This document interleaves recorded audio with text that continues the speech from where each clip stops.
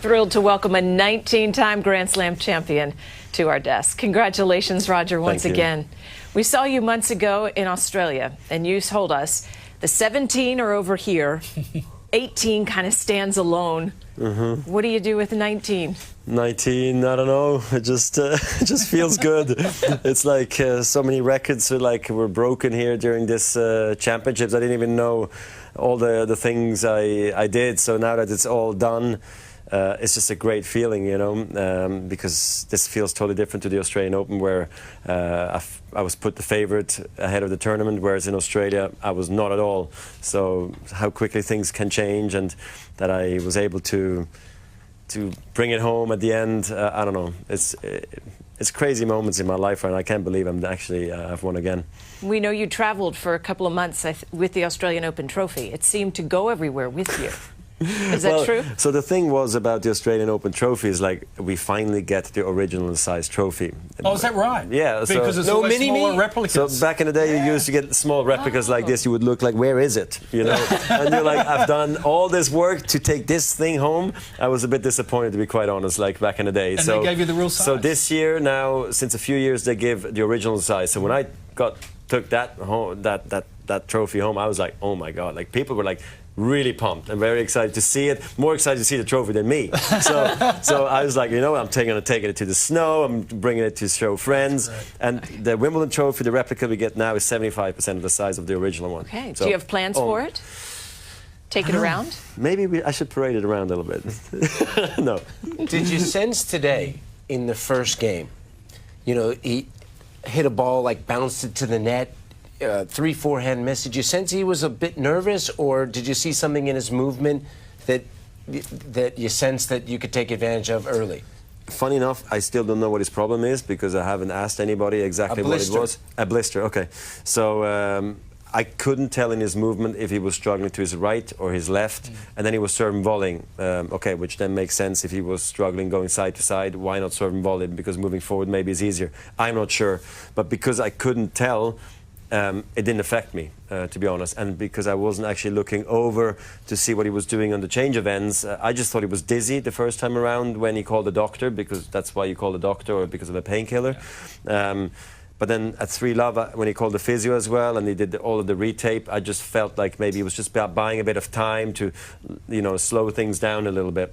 But I didn't actually, because I couldn't tell.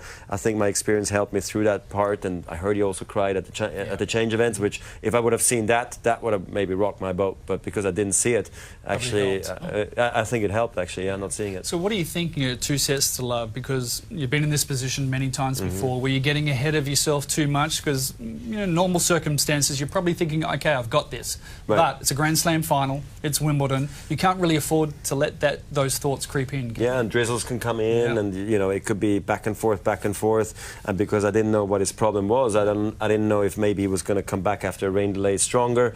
And actually, I was telling myself at 2 sets to love and 2-all, I'm going to lose this third set, because I've never won Wimbledon not dropping any sets at all. So I was like, so clearly I'm going to drop the third set, and so that was my mindset, not being negative. Take the pressure off. Maybe to take the pressure off, but I was just like, for me, as I was missing opportunities, you know, early on to maybe get the crucial break in the third.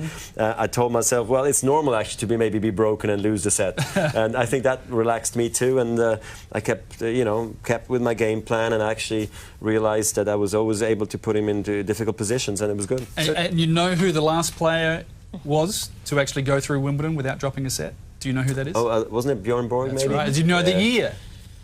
70... You're pretty good with this stuff. 76. Yeah. Thank you. Thanks for helping me out. So, well, speaking of your game, this entire tournament, you were never down. Yeah. And tell me how that frees your game up, and what are you doing differently now than when you won here the first time? Well, the first time, I mean, those were different times. I was coming in into... I was coaching against you. Right. I came into Wimbledon having lost the French Open first round. So I was not planning to win Wimbledon.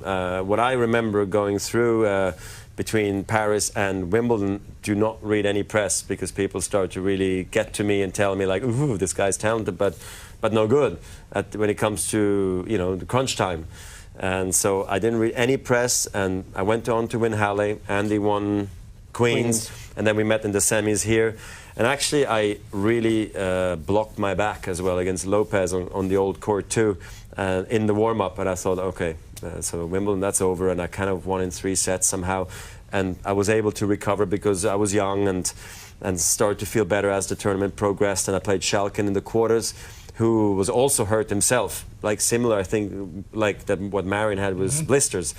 Anyway, long story short, I played a great semis and a great finals, but it's all more a blur because it was all so new for me. So this time around, I just feel like, because I've been there so many times, you know, you go through the same routines, you know what you have to do, what you shouldn't be doing. And because I'm older, I just need more downtime. I just need to relax more. I can't be so active like I used to be. So, yeah, it's a long time ago, 14 years ago. I hardly remember a thing. It's just amazing, your memory of every match that you have in tournament runs. And you often point to the most important match you won here was when you beat Pete Sampras, and one of your fondest memories, and now you surpassed Pete Sampras. Yes, and that's strange for me because Pete was my hero growing up, besides Ed Berg especially. So to see Ed Berg cheering for me from the Royal Box, that was cool, you know. Like, first I was cheer for him, now he's cheering back for me. Same thing was like Rod Lavers. It's unbelievable. And the Pete match, I didn't understand in the moment itself what a stepping stone or milestone that was in my career, and which led me to so many other moments, because I had no business beating Pete that year. I was ranked top 30 maybe.